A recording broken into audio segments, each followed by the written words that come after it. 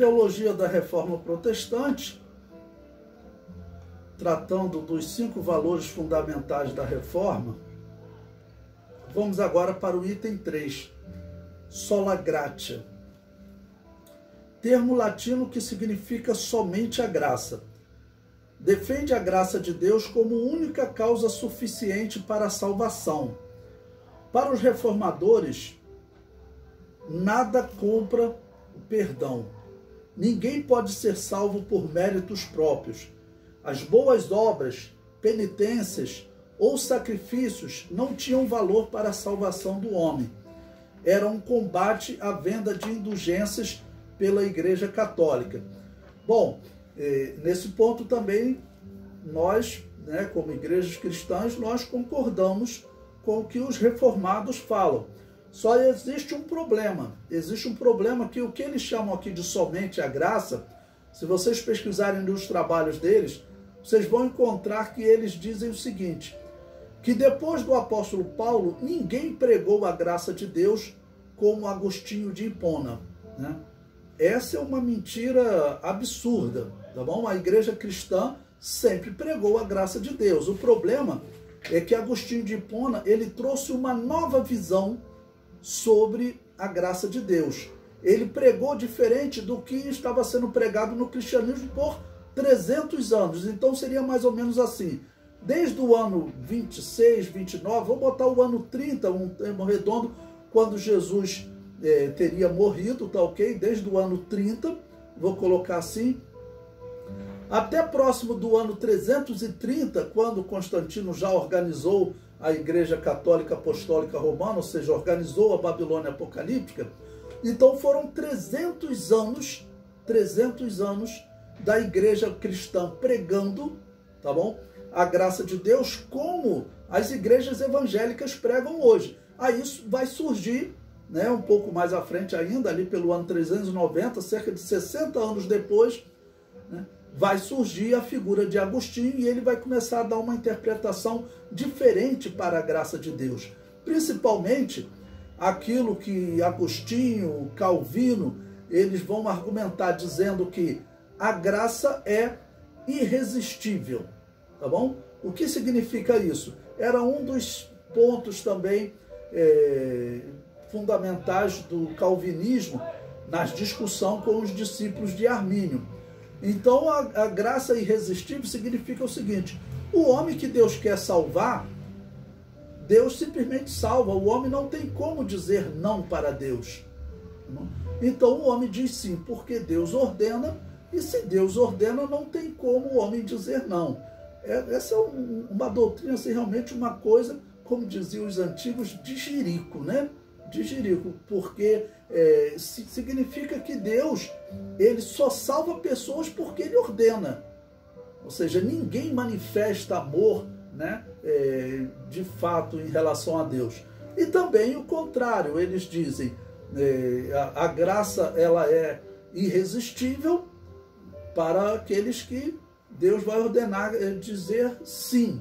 E também a negação da graça será irresistível, ou seja, Deus vai ordenar que alguns homens neguem a graça de Deus e esses homens não têm como mudar isso. Então nós acreditamos, claro, na doutrina da graça de Deus. Agora, como que os cristãos veem e como que os reformados veem?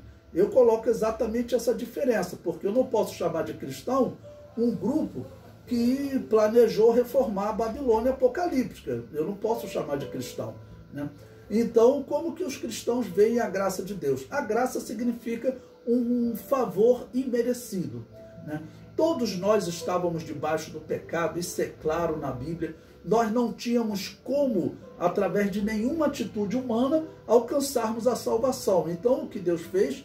Deus enviou o seu Filho, isso está bem claro na Bíblia.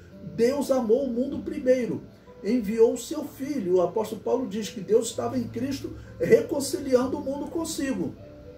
Então Deus enviou o seu Filho, ele foi gracioso para conosco. Tá bom? Essa é a doutrina da graça. O problema é que a partir disso, o teólogo da Babilônia Apocalíptica, não existe nenhuma dúvida de que Agostinho é um teólogo da Babilônia Apocalíptica, tanto pelas suas doutrinas pagãs, como pelas suas doutrinas violentas, porque ele é o pai de toda a violência no mundo.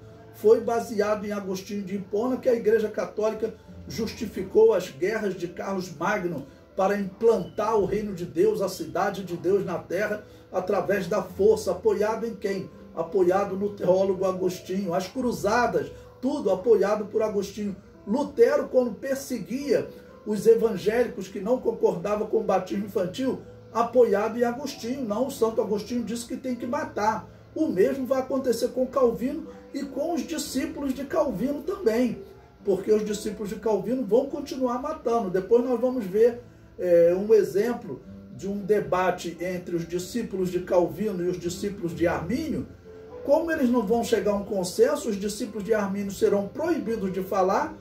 Eles determinam, então, chega à conclusão deles, os discípulos de Calvino. E o que acontece com os discípulos de Armínio?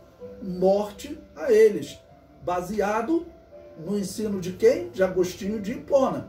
Então, dizer que esse homem, ele ensinou a graça de Deus como nenhum outro, esse homem é um grande assassino de cristãos. Ele decretou que aqueles cristãos que não aceitavam o batismo infantil deveriam ser mortos.